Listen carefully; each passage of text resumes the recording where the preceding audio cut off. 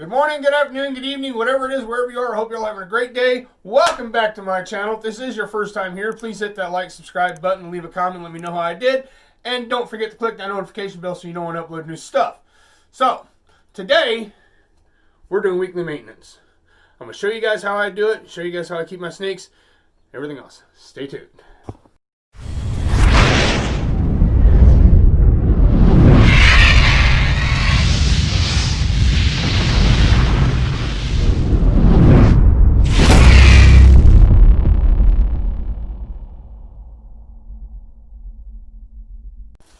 Okay, so the first thing that I always do whenever I do my maintenance in my snake room, I always take care of the rats first. I don't know why, I just have it. Make sure they all have food, refill the water bucket. It's getting a little low, but they still have water in it. Change all the substrate, clean all the tubs. I've already taken you guys through that, but I'm just going to show you another quick glimpse as to how I do things here. I got my trash bag, which of course all this is going to change once I actually get them out in my rat shack. But for now, this is just the way it's got to be. I don't really like having the rats in the snake room with the snakes because, well, I just don't like having them in the house, period. It's not that they smell because I keep them pretty clean and I keep my numbers down pretty good. At any given time, I've got 24 females. I only keep a couple of males and cycle them through. But when all these tubs get full of babies, it gets kind of funky. So, what I do, I got my trash bag here, ready to go. I reach down here.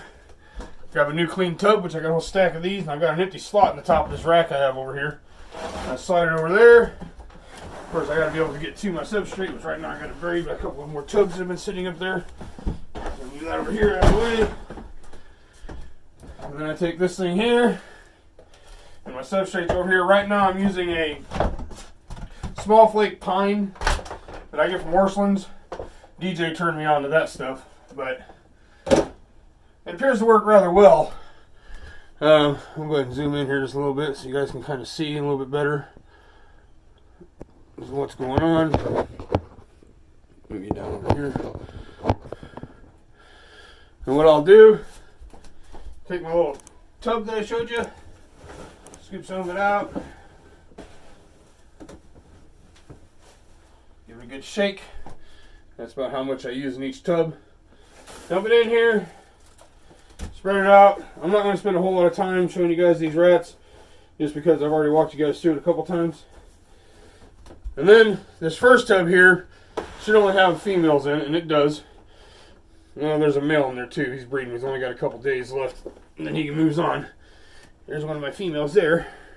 This is one of the first ones I produced. I named her Smokey. She's a big girl now.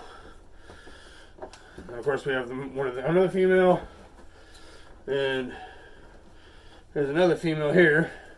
I've actually produced some pretty neat colors when it comes to some of the rats. I've got one baby in here now that's gray with a dark stripe down its back. Now I'll put all three of the females in there. And as you guys know, I keep tracking everything with these little cards here. Like for instance, this one here says 3 females. Fred Jr., that's the male's name, because I had to put Fred down because he had a big lump on his belly. And he went in there on November 5th. I'll leave him in there for 10 days. And then I pull him out. Put them in a different tub with other females. And then, of course, I pull out the water line here, because my rack's a cheap rack. It's not a free reader or nothing. I actually have to remove the water lines, which right now is being a pain.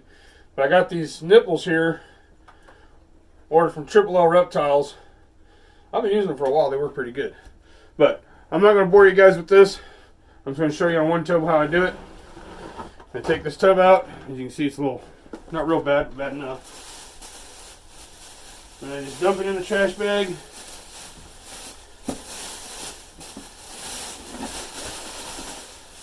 Knock as much of that substrate out of there as I can.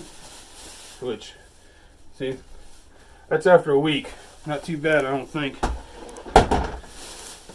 And then I always feed the tub underneath just because it's easier for me to do it that way. Immediately after I pull that first tub out. I do feed Mazzari 6F because it is, well, from what I understand, the best rat food that you can get, especially when it comes to breeding colonies. Fill up my food hoppers, or whatever you want to call it, this front area where the food goes in the rack.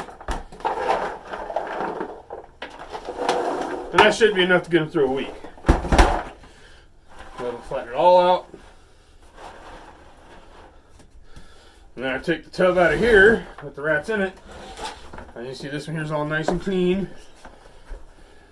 You got to be rather quick because these rats will get out wrong. And I stick it back in there. Put the water nipple back in.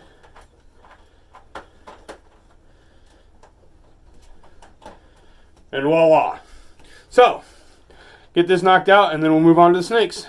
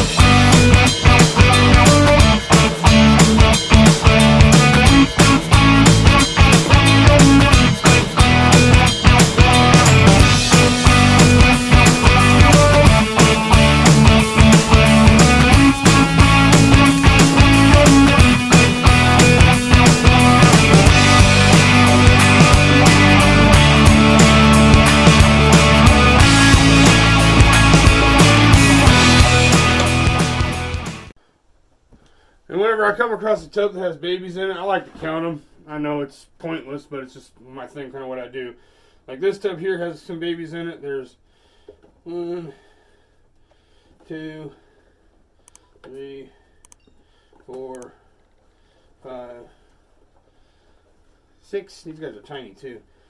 7, 8, 9, 10, 11, 12, 13, 14, 15, 16, 17, and 18.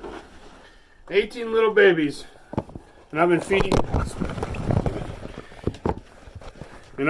out of this tub. So for those of you out there thinking about breeding your own rats, if you only got a couple snakes, keep that in mind. I usually end up with about 45 babies between 3 females. Put those in there.